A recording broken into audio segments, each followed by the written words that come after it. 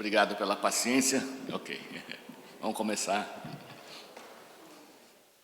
Uma alegria de novo estar aqui com vocês e ter colegas. O Hernani eu conheço desde a 5ª série. A gente estava na mesma... Primeiro, a gente entrou no Bandeirantes.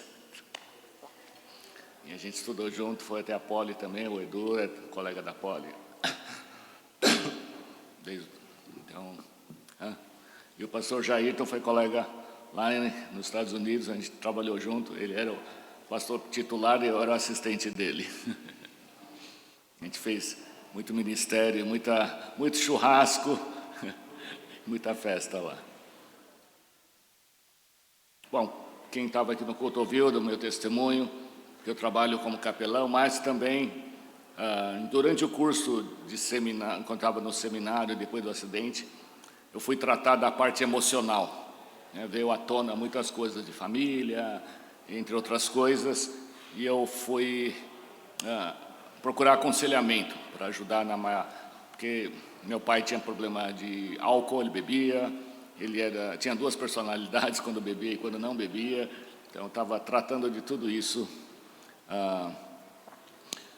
Então, quando eu recebi ajuda em aconselhamento, eu meio que orei falando, se um dia eu tiver a oportunidade de estudar e ajudar outros dessa maneira, eu gostaria. E Deus abriu as portas, eu fiz outro curso de aconselhamento e psicologia, e hoje eu tenho licença, que lá chama de Marriage and Family Therapist, sou terapeuta familiar lá em Los Angeles. Então, fora a capelania, eu trabalho como terapeuta, psicólogo, e ajudo indivíduos e casais. Então, Deus não deixa perder nada. Se você coloca nas mãos de Deus, Ele usa tudo, inclusive as perdas e dores.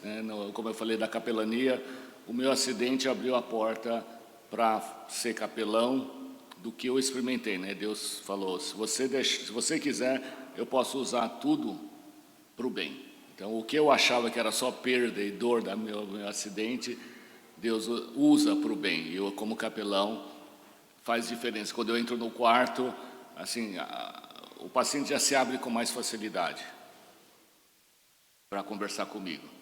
E quando eu entro no quarto, eu já estou no nível dele, eu não entro de pé olhando de cima para baixo, e também faz uma diferença. Então, ele já sabe que eu já passei por algo, então a conversa vai melhor.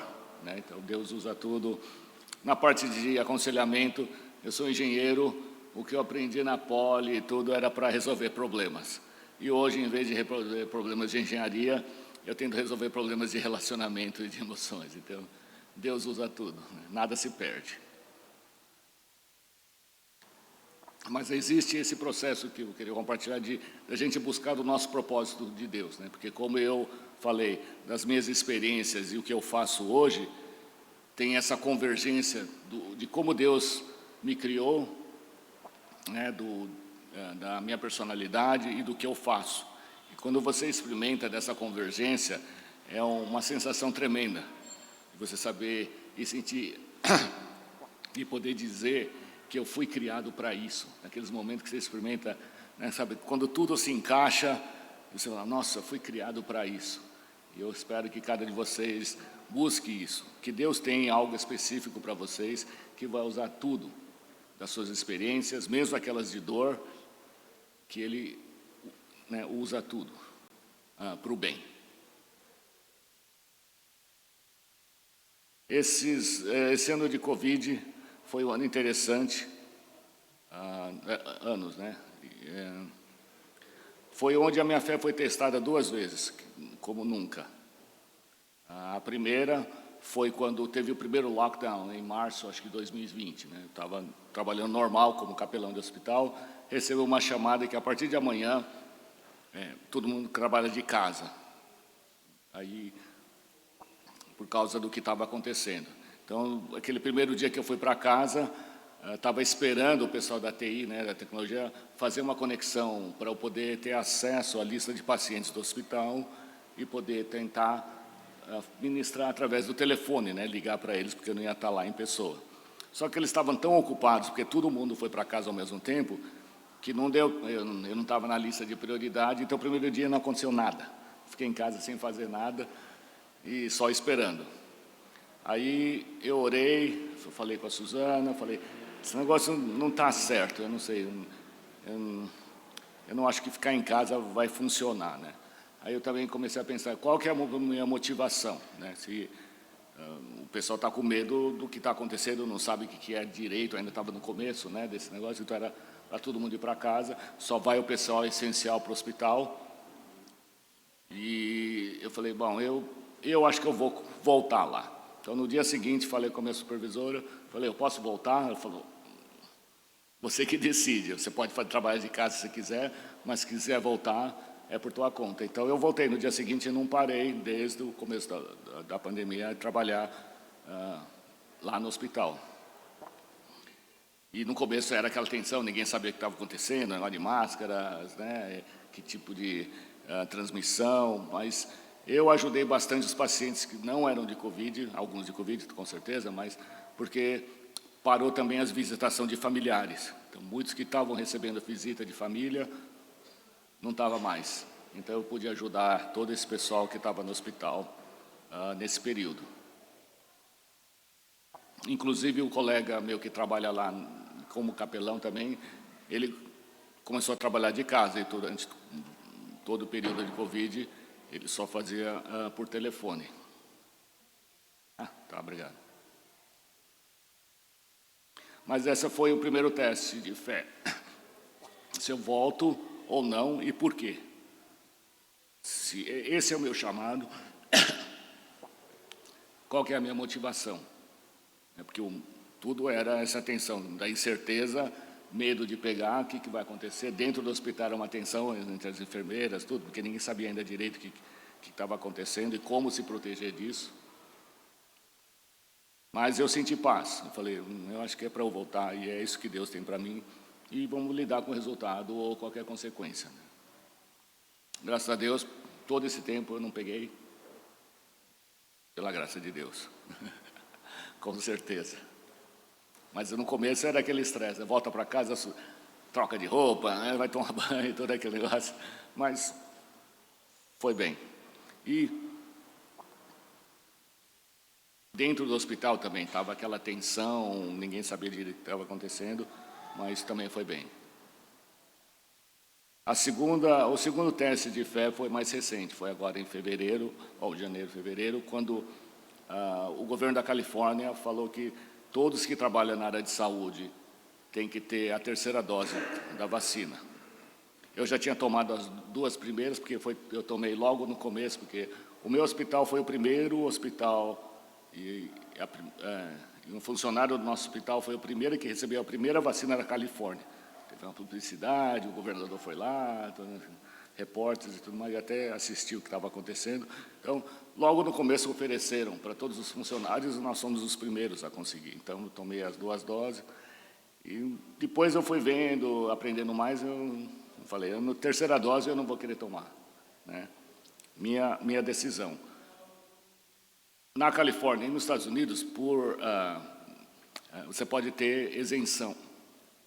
E é constitucional. Você tem isenção religiosa e isenção por saúde.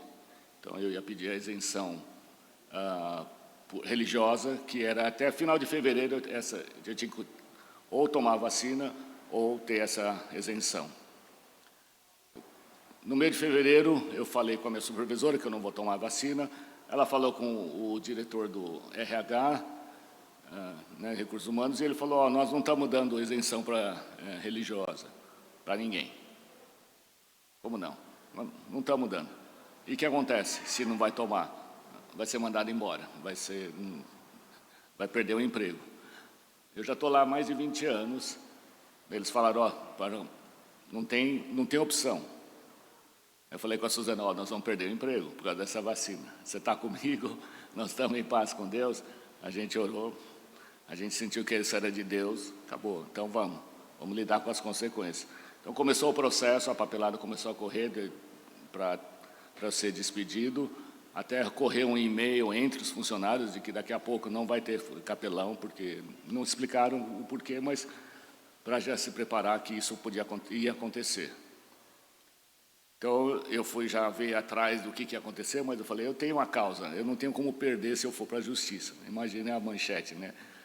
Onde eu trabalho, o Kaiser nega isenção religiosa para o capelão, para o pastor. Não ia cair bem para eles lá. Até contatei uns advogados e falei, isso aqui, você não tem como você perder isso, porque é constitucional isso, eles têm que te dar essa isenção.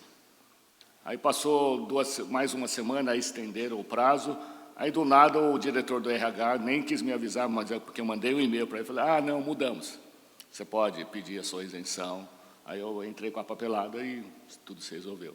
Mas, para mim, foi aquele teste de que se eu estou disposto a abrir mão, trabalho, seguro de saúde, tudo, porque eu acho que eu sei que é de Deus. Esse é o teste. Eu nunca passei por isso, pela primeira vez que eu estava bem já lá. E as pessoas, eu conversava e falava, você vai perder o emprego por causa de uma vacina, você vai abrir mão de 20 anos de ministério. E eu falei, bom, se eu estou achando que isso é de Deus, é convicção. Não é o trabalho, não é o salário, não é o conforto que eu tenho lá e o ministério que vai me segurar, se é de Deus. Então foi um teste interessante de aprender de Deus e de como ele depois tudo se resolveu, mas naqueles momentos eu estava lá, nossa, vou abrir mão de tudo, o que vai acontecer? Mas eu sei que Deus, se Ele fecha uma porta, Ele abre outra, né? Então, não tinha preocupação, estava em paz. Já estava limpando o meu escritório, arrumando as coisas, quando tudo mudou e agora estou de volta lá.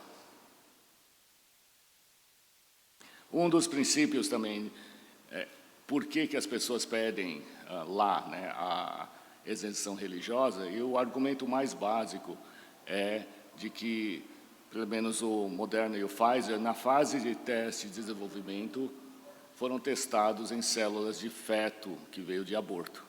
E se você é contra o aborto, esse é o nosso argumento, que eu sou contra o aborto, então eu não quero receber essa vacina. Para mim tem algo ainda mais, assim, pessoal, porque eu sou sobrevivente de aborto. Meus pais, quando vieram de Taiwan, minha mãe engravidou, e naquele período eles achavam que não era a época de ter outra criança, e minha mãe fez o aborto, e pelo milagre de Deus, eu estou vivo hoje. E eu só fui saber disso em 92.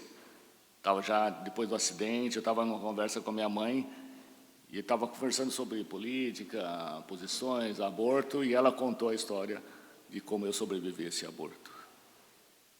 Então, mais de uma vez, quase que eu morri, mas Deus salvou a minha vida por um propósito. E eu acredito que cada um de nós tem um propósito nessa vida, e Deus protege. A lição também é essa. O lugar mais seguro desse mundo, Covid ou não, é no meio da vontade de Deus. Se você sabe que você está na vontade de Deus, não importa. Não é garantia que não vai pegar, não pode ser que vai até morra, mas você está no meio da vontade de Deus, você pode ter paz. E sabe que você nunca está sozinho nisso, que Deus está com você. Não é que eu tenho que ter controle da situação, mas a paz que Deus me deu, sabendo que não posso perder tudo, mas posso até pegar a doença, até morrer, mas eu sei que é isso que Deus tem para mim. E Ele cuida.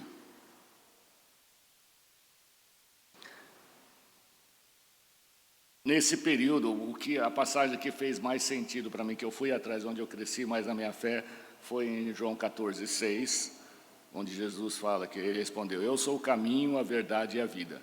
Ninguém vem ao Pai a não ser por mim. Esse período foi onde, qual o caminho? Tantas coisas para decidir, com tantas mudanças rápidas, né? Quem passou por isso? Todos nós passamos por isso, né? Na minha decisão de trabalhar ou não, agora tudo esse negócio de máscara, vacina, né? Tudo isso tem decisões, congregar ou não. E como decidir isso? Qual o caminho certo? Eu acho que cada um tem que decidir o seu caminho, não é? E é diferente para cada um, mas tem que ser em Jesus, que o mundo quer dirigir a sua vida, né? E a motivação maior era o medo, né? Causar medo dessa doença para dirigir para o que você pode fazer ou não. E aparentemente o valor maior era a saúde, proteger a sua saúde. E ter segurança, mas isso é de Deus, isso é de Jesus para a sua vida. E isso é a nossa motivação, estender, ou ter saúde, estender, viver o máximo de anos possíveis. Na Califórnia teve esse primeiro lockdown, e foi no país, e cada estado decidia que tipo de lockdown que ia ter. O nosso, na Califórnia, dividiu, o governador falou, tem uma lista de coisas que são essenciais e o não essencial. Essencial, hospitais, supermercados, tudo bem. Igreja, não essencial, fecha. Mas, clínica de aborto, essencial, fica aberto. Lá, como a maconha, né, marihuana é legalizada, as lojas de marihuana, essencial, fica aberto. Faz sentido? Não. Aí depois, passou alguns meses, abriu um pouco. Então, 25% da congregação, do porcentagem da congregação pode se reunir, até 100 pessoas. Mas o governo determinou, não pode cantar. Totalmente aleatório, totalmente contra a igreja tinha que fechar. Mas a nossa igreja, o nosso pastor sentiu de Deus de que isso não estava certo. Quando teve os cultos virtuais, porque todo mundo fechou, ele falou, tá ficando, assim, não é mais difícil para mim, eu preparo a mensagem, né, gravo, e o fim de semana ela fazem por virtual, e até está mais fácil para mim. Mas Deus incomodou ele de que não é isso que... E ele, então, com outras igrejas e com um advogado, processou o governador com relação à autoridade dele de fechar a igreja ou não. E esse processo foi subindo lá nos Estados Unidos. É difícil chegar na Suprema Corte dos Estados Unidos, né? Porque demora e, às vezes, são casos específicos que eles recebem ou aceitam, né? Mas o nosso caso foi até a Suprema Corte dos Estados Unidos. Foi mais rápido porque era um caso ligado com o Covid, que estava acontecendo, e nós ganhamos. Nós ganhamos na Suprema Corte dos Estados Unidos, onde hoje, como o governador da Califórnia não tem autoridade nenhuma de fechar a igreja por motivo nenhum. É uma vitória para Deus. Eu acho que ele ouviu de Deus e nós temos essa vitória.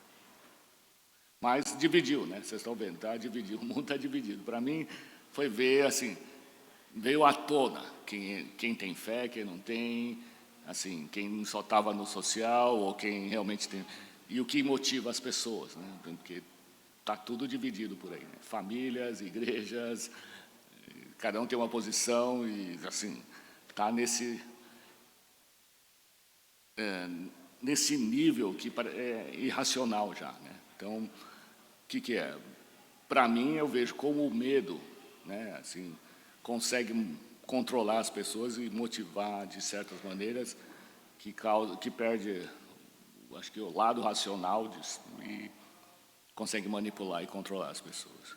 E para nós, eu acho que agora é como voltar para Jesus, que Ele é o nosso caminho, Ele é a verdade e a vida. Tem que ser por Ele. Porque a verdade, para mim, é a coisa mais difícil de encontrar hoje. Onde você encontra a verdade hoje? Quem que você acredita? Na mídia? Na noticiário? Eu acho que não.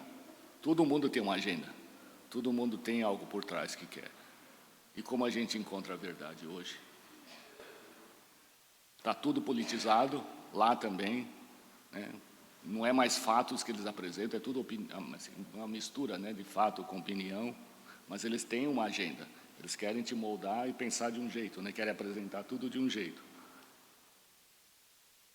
Então, quem confiar? Eu achava também, eu trabalho na área médica e vi que também politizaram a medicina. Assim, não estou falando mal de todo mundo, mas de uma certa maneira politizaram. Então, coisas que, né, é controversial, foi aqui, é lá, né, que você achava que o médico ia estar pensando no seu bem-estar somente, não era isso. É controlado pela política, é controlado pela indústria farmacêutica, o que ele podia prescrever, o que não pode. Então, tudo mudou. Então, onde está a verdade em tudo que está acontecendo? E eu vejo a atuação do inimigo, né? Ele quer enganar, quer dividir, quer atrapalhar a nossa vida, né? Levar para o caminho errado. Então, mais do que nunca, a verdade hoje não está por aí. A verdade é uma pessoa, é Jesus Cristo. É nele que a gente vai encontrar a verdade, para navegar o que está acontecendo. Não sou eu que vou dizer o que você deve ou não fazer. É agora cada um seguindo a Jesus. E onde eu vou ouvir de Jesus e como decidir, talvez seja diferente de você. Mas como a gente trabalha junto nisso, né? Onde tem o amor de Deus e talvez posições diferentes, mas que os princípios básicos da fé são os mesmos. Que nós estamos em Jesus nisso, mas talvez tenha algumas diferenças. E para mim foi esse processo de me aproximar mais de Deus, mais de Jesus, e deixar o Espírito Santo me dirigir nas coisas que eu estava para decidir e lendo, né, e vendo o que estão falando, né, o que eu lia de coisas, Deus, o que está acontecendo aqui, né, me ajuda a discernir se isso vem de Deus ou não, se isso é verdade ou não, e como navegar e como tomar decisões no meio disso tudo. Então esse eu acho que é o nosso caminho de como aproximar de Jesus, que Ele é o caminho, Ele é a verdade e Ele é a vida. E a nossa também, como é a vida com Cristo, no meio de tudo isso. Deus promete uma vida abundante, de alegria, de paz, com propósito e sem medo. Essa é a grande batalha, eu acho. Porque tudo que eu ouvia, eu parei de ouvir muita coisa, porque o que causava era assim, não, isso está errado, aquilo está errado, cuidado com isso, medo daquilo. Falei, peraí, esse negócio, se eu deixar, vai me influenciar. Eu tenho que cortar, porque não é dali que eu quero ser motivado. Então foi esse momento da minha fé crescer, onde eu fui procurar saber onde está a verdade, em Jesus, mas nas informações que tem por aí, né? Cada um apresentando uma coisa diferente, totalmente opostas, e como navegar tudo isso, né? Como tomar decisões. E o poder do medo, né? De controlar, de dirigir, dentro da igreja, fora. Lá era o better safe than sorry, é isso. Tudo é isso, né? Be safe. Antigamente era take care, né? Quando você encontrava, bye, take care. Agora é bye, be safe. É o que eles falam no hospital, a gente ouve direto. Be safe. E a mentalidade é essa, better safe than sorry. É melhor estar seguro agora, né, do que fazer ou não, para depois não se arrepender. Então tudo é base nesse valor. E liberdade ou não importa. Esse valor é o mais importante.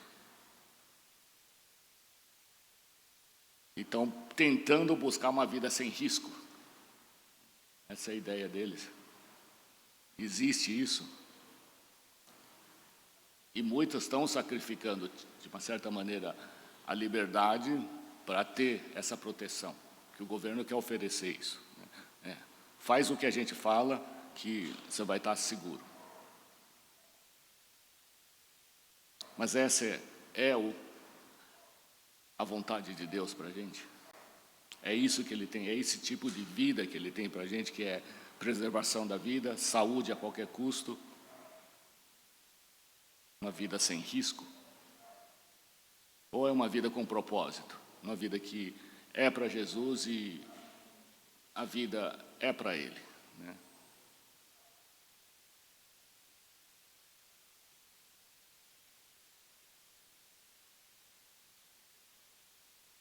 E Paulo fala que o viver é Cristo e o morrer é lucro.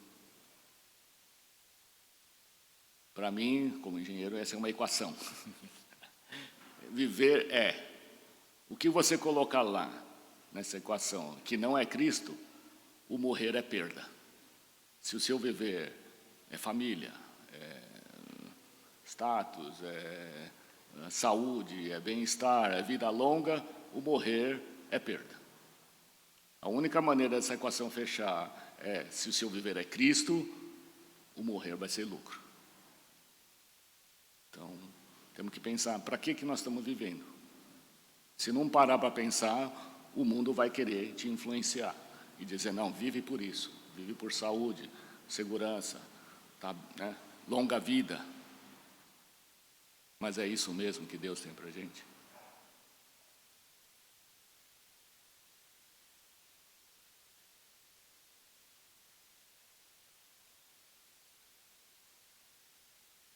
Uma das coisas que eu ouvi recentemente, já tinha ouvido, mas fez bastante sentido para mim, foi nesse último Super Bowl. Bom, eu falei na Páscoa, na igreja, e a Páscoa é a nossa vitória sobre a morte, né? Jesus venceu a morte e é vitorioso. Vamos para o final da Bíblia, nós vencemos. Então a vitória é garantida.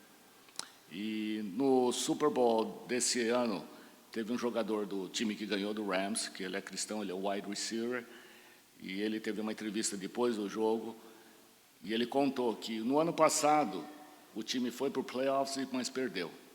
Depois que o time perdeu, ele teve uma revelação de Deus, ele teve uma visão, e ele viu o time ganhar, e ele viu ele como o MVP, que é o melhor jogador do jogo, né? Aquele prêmio do melhor jogador, né? O jogador mais valioso do jogo. E ele viu isso no ano passado. E ele falou, aquilo eu achei estranho, contei para minha esposa, não contei para muitas pessoas, mas aquilo mudou a minha maneira de jogar esse ano. Durante todo o campeonato, ele falou, eu joguei com a vitória e não para a vitória. Aquela visão que ele teve, ele falou, não, eu vou ganhar, nosso time não só vai ganhar, como eu vou ser o MVP. Então ele jogou com uma tranquilidade, sem pressão, e foi o que aconteceu. O time ganhou e ele foi o melhor jogador, o mais valioso. E aquilo me fez pensar, peraí, essa é a nossa realidade como cristãos. Essa é a nossa realidade. Jesus já venceu. Quando Jesus falou na cruz, está consumado, tudo que a gente precisa, ele já venceu. Não só isso, como ele ressuscitou, quando a gente celebrou a Páscoa, para mostrar claramente que ele derrotou a morte. E se você vai ler Apocalipse, é a última, lá no fim do livro, nós vencemos, está garantido. Então, essa é a nossa postura de viver hoje. Eu quero viver dessa maneira, com a vitória garantida, não para a vitória. Em qualquer situação, qualquer oração que você faça, problemas, dificuldades, você não sabe o que está acontecendo, essa é a mentalidade e a postura nossa agora. Da vitória, não para a vitória. E vai mudar o seu jeito de viver, de lidar com problemas, de orar e de se relacionar com Deus. A vitória já está garantida. Mas como viver dessa maneira, com essa mentalidade? Que qualquer problema que venha, pandemia, Covid, o que for, não vai segurar a nossa vitória. Aí você vai poder cumprir com os seus propósitos que Deus tem para você. Então a nossa igreja também, como o pastor sentiu que era para abrir, né, a nossa igreja, quando o governo fechou, então fechou em março, abril, maio nós já abrimos, com ameaça da cidade de Pasadena que eles iam prender o pastor e multar todo o congregante que aparecesse para se congregar, né, na igreja. Mas ele abriu desde maio, e a gente tem ido desde maio de 2020 presencial. E faz uma diferença. Eu pessoalmente sei que faz uma diferença. Eu congregar e louvar a Deus com outros do que virtualmente. E eu pensei para mim, não tem garantia de que eu talvez não pegue esse negócio também, né? Mas na minha cabeça, eu quero estar na ofensiva e não na defensiva. Eu já tenho a vitória garantida, não tenho que ficar na defensiva. Eu quero entrar nisso, na ofensiva. E o meu pastor também fala, bom, aqui, quando a gente está junto, você não sente diferente? Quando louva com outras pessoas. Tem o que a gente chama de sinergismo espiritual, eu diria. Onde 1 mais 1 não é 2, 1 mais 1 é 10. E todos nós juntos somos muito mais do que isso. E na Bíblia tem, segundo, dê uma olhada, tem mais de 50 passagens que diz um com outros. Não dá para fazer um com outros virtual. Um com outros é um com outros.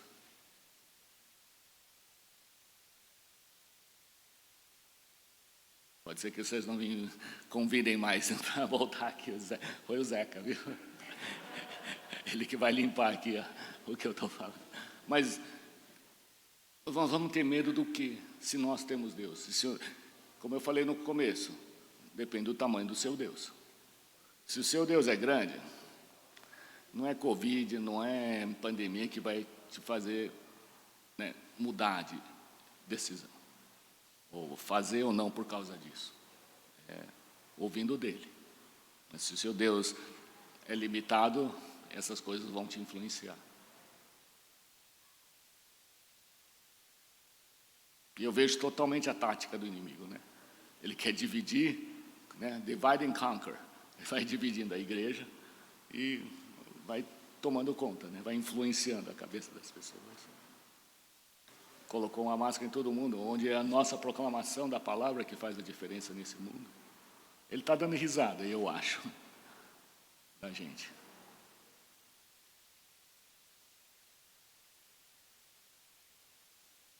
Tem duas coisas que a gente não escapa desse mundo: morte e imposto.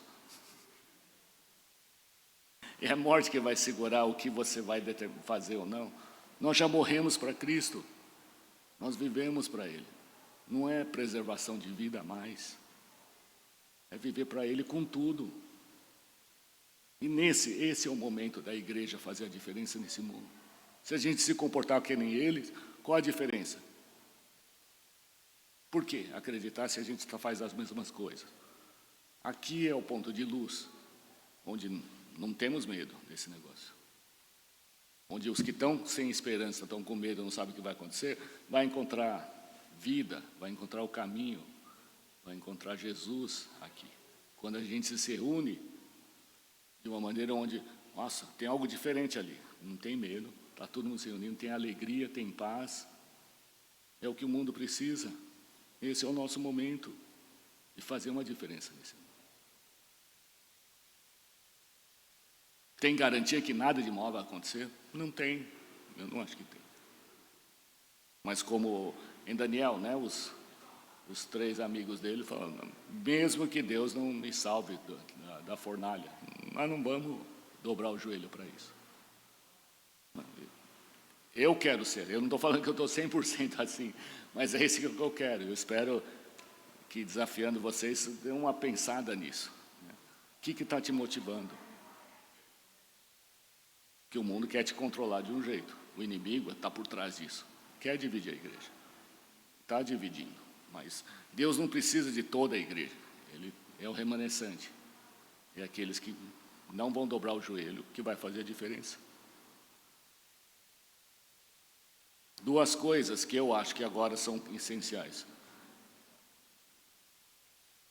A sua visão do mundo, cosmovisão.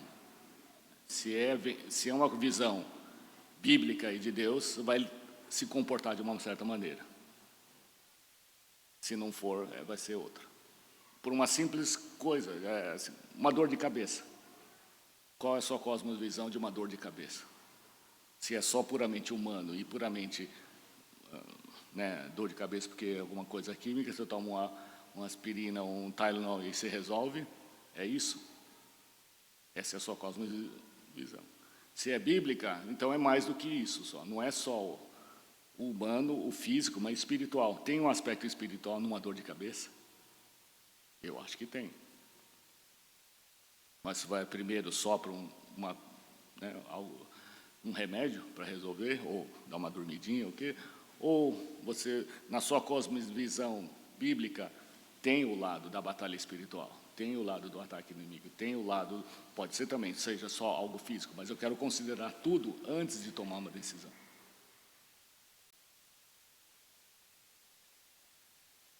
E o segundo aspecto, eu acho importante agora, é a sua identidade, saber quem você é em Cristo. E se você souber quem você é em Cristo, vai agir de uma certa maneira. Se você não souber, vai ser outra. E eu quero, a minha identidade é baseada em como Deus me vê, não como eu me vejo por causa das minhas experiências ao longo dos anos, mas como Deus me vê. Eu não tenho muito tempo, depois a gente vai ter um tempo de perguntas, mas Gideão, se você vai ler em Juízes 6, Gideão, né, Israel está sob os midianitas, ele está escondido, e quando o anjo aparece, ele fala, homem de valor, guerreiro, forte, para Gideão. Gideão falou, com quem que você está falando? Eu estou escondido com medo de tudo que está acontecendo. Até o processo, você voltar para ali, até ele sim ver como Deus vê ele, porque Deus tinha escolhido ele para fazer uma diferença, para fazer uma diferença, e liderar Israel contra os midianitas. Mas é a identidade deles. Enquanto ele não viu ele como Deus o vê, ele não podia fazer o que ele tinha que fazer. Essa é a nossa jornada. Eu quero me ver como Deus me vê, não como eu vejo você. Eu me vejo ou como vocês me veem, das minhas experiências. Eu estou na busca de ver como a minha identidade baseada totalmente em como Deus me vê. E está aqui já, está na palavra dele. Como ele me vê. E baseado nisso, eu sei que as minhas decisões vão ser diferentes do que se eu me basear no que eu acho quem eu sou.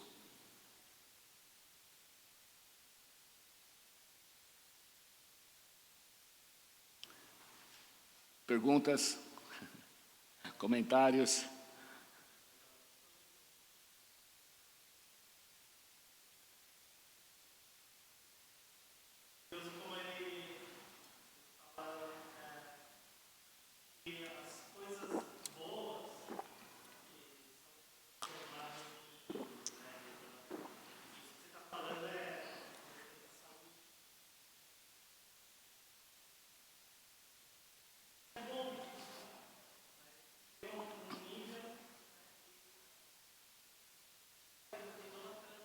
Vira religião.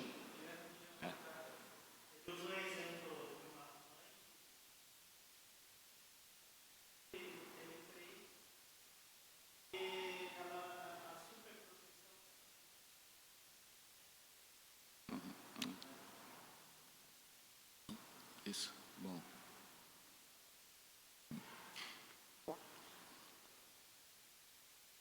Outras perguntas, comentários?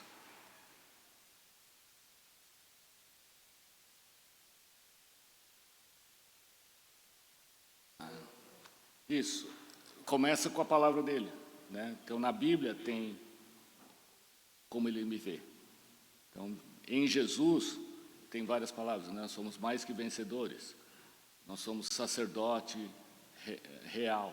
Então, tem várias passagens que começam a nos identificar em Cristo, o que é uma vida em Cristo. Aí, e a nossa caminhada com Jesus vai mostrar algo mais específico para você. É em relacionamento que você vai descobrir isso com Jesus. Nessa caminhada diária com Jesus, a revelação dele, de como ele te vê, vai se revelar. Mas na Bíblia já está lá o básico de tudo. Lendo a Bíblia, você vai descobrir cada vez mais. Uma das coisas que mais me deu um toque recentemente, eu posso até ler aqui.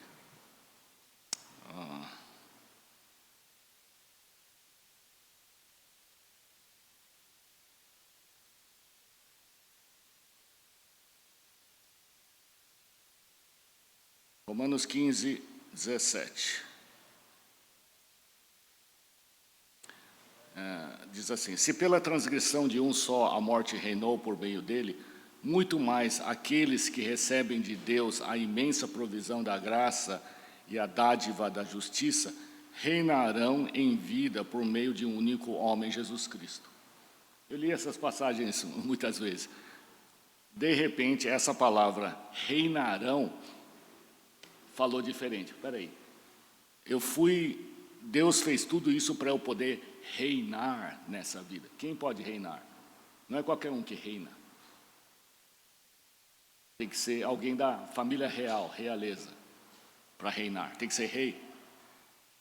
Essa é uma das minhas identidades, que eu sou da família real. Por quê? Porque eu fui adotado na família de Deus. Jesus é o príncipe, né? Deus é rei. É o rei dos reis, dos senhores dos senhores. Então, no momento que eu fui adotado na família, eu virei da família real. E eu tenho que reinar nessa vida. O que é reinar nessa vida? Essa é a nossa jornada. O que significa reinar nessa vida?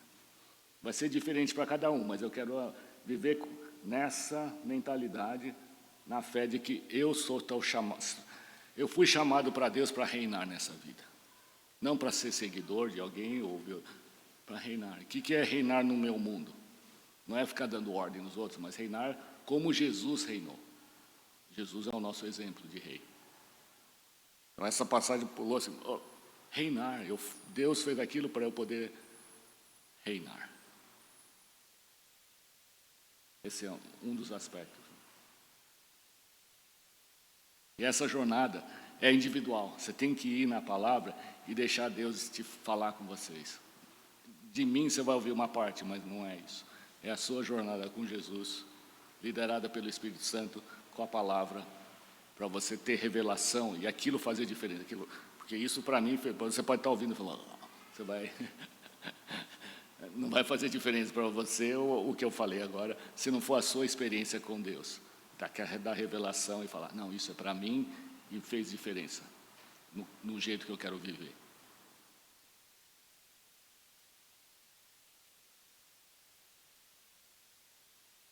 Mais alguma pergunta?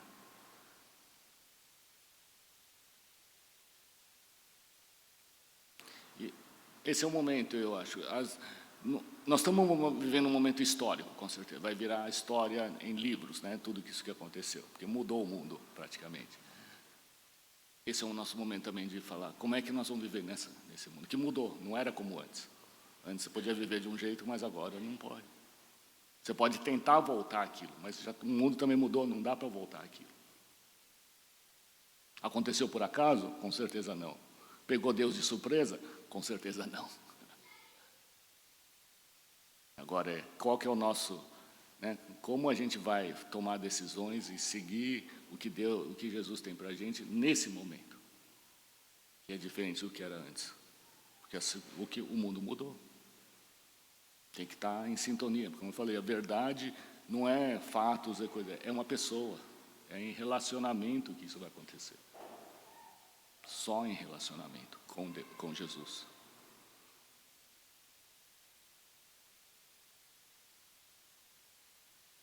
E nós temos chamado para fazer uma diferença nesse mundo. Nós somos sal e luz. Nós temos a solução, porque o mundo está buscando.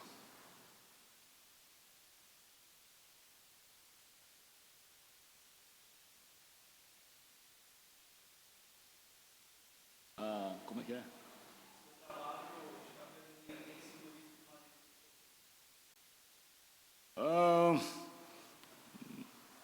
Não muito, acho que igual. Pelo lá no hospital, ficou difícil por causa de não ter visitas, né? Desse negócio, mas não mudou muito, não. Eu, pelo menos, pessoalmente, não achei. A minha experiência lá tem mudado, eu não sei. Onde eu trabalho são 400 pacientes por dia. Assim, em média, que tem pacientes, né? Eu não vou conseguir ver 400 pacientes num dia. Então, tem uma lista daqueles que pediram visita, é prioridade para mim visitar aqueles que pediram. E o resto do tempo, eu falo, Deus, me leva para as pessoas que o Senhor quer que eu veja, né? Visite. Aí vou. E eu deixo Deus me dirigir. E, assim, tem duas coisas. Como Deus me capacitou para poder fazer isso por 20 anos, é que eu consigo entrar num quarto, tá lá 100% com o paciente. No momento que eu saio do quarto, aquilo some. Eu não lembro mais nada do que aconteceu 2 minutos atrás. E eu estou totalmente pronto para entrar no próximo quarto sem carregar nada do que aconteceu anteriormente. Só Deus. Então, eu não lembro no final do dia o que aconteceu. Ele às vezes pergunta, como é que foi o dia? Eu falei, Não lembro, porque se eu tiver que lembrar, eu tenho que fazer um esforço para lembrar de cada visita. Porque no momento que eu sair do quarto, aquilo vai embora, some. Eu não lembro de nada. E não me afeta emocionalmente. Mas eu estou lá 100% com a pessoa, com certeza. Mas quando eu saio, eu não estou mais lá. É Deus, porque senão eu não poderia fazer isso por 20 anos. Se eu começar a carregar as coisas de um quarto por quarto, não dá. Dia por dia, não dá. Então, Ele me capacitou e me fez desse jeito para fazer isso. Então, quando eu vou fazer as visitas, é isso também. Eu chego lá e depois que eu orei, quantas vezes, eu não posso agora lembrar de cabeça, quantas vezes eu falo para a pessoa, quando eu chego lá, a pessoa fala, eu estava pedindo para alguém poder me visitar. E quando às vezes eu falo, eu não estou aqui por acaso, eu orei para Deus e Deus me trouxe aqui. Nossa, a pessoa fica emocionada. É verdade, eu estou aqui entre 400 pacientes. Se eu estou nesse quarto é porque Deus me trouxe nesse quarto.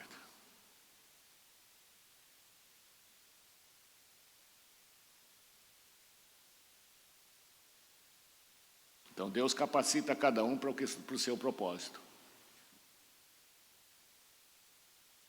Mas eu não sabia que era para fazer isso, né?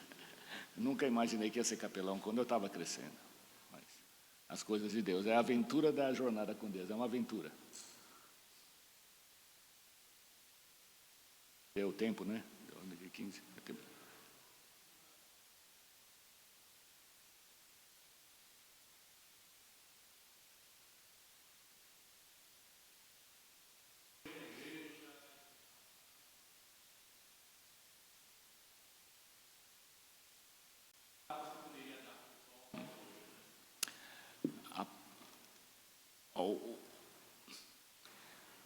O mundo e o inimigo quer te levar para o caminho deles, né? Então, como discernir e caminhar nesse mundo para saber o que Deus tem para você? É fácil? Não, porque o inimigo está de olho nas suas fraquezas, né? Ele vai explorar os seus pontos fracos para tentar te desviar, te enganar, o que for. Aí que entra a sua caminhada com Deus diária, em oração e na palavra, e a comunidade. Não dá para fazer isso sozinho também.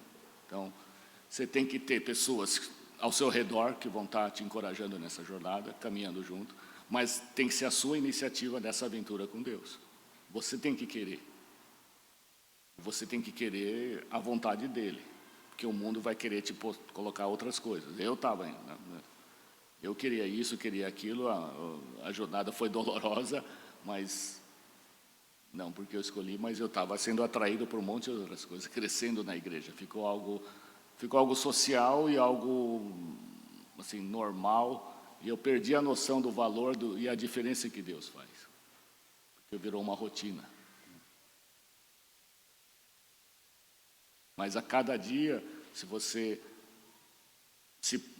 sua posição, seu pensamento é vir para Deus e falar, não, primeiro Deus na minha vida, e começar a buscar o que Ele tem para você,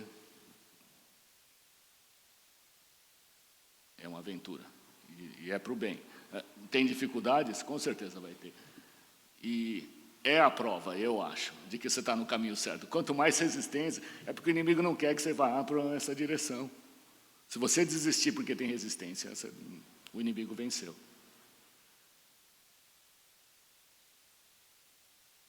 Mas ele capacita, ele dá a vitória, novamente. É aquela mentalidade, você tem que ter a vitória em mente. Vou ganhar, tem dificuldade? Tem. Vou acertar todas de cara? Não vou. Mas Deus é o Deus da graça, Ele vai te ajeitar. Na hora que Ele sabe o seu coração. Se o seu coração está para Ele, vai acontecer.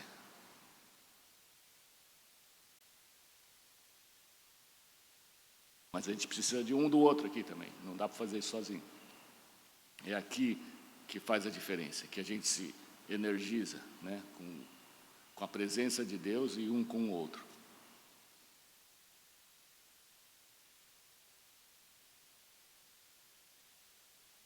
Mais alguma pergunta, um comentário?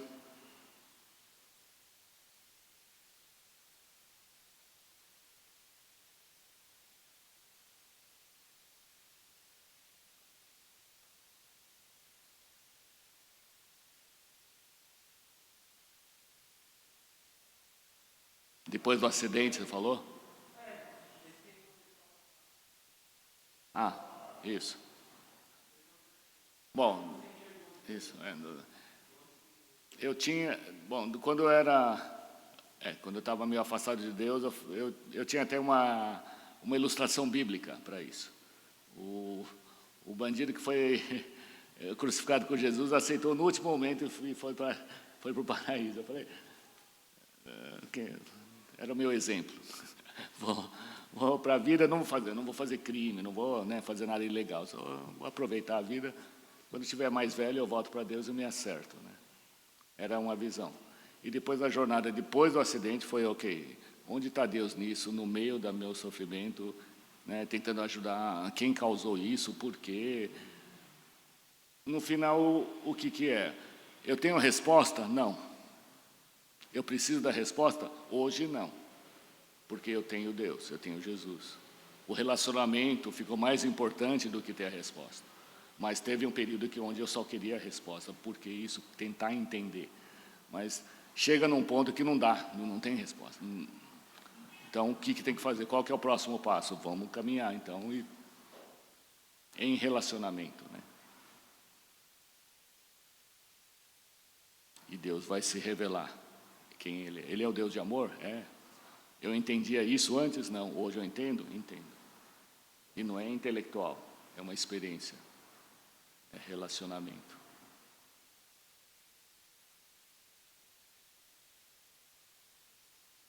Certo?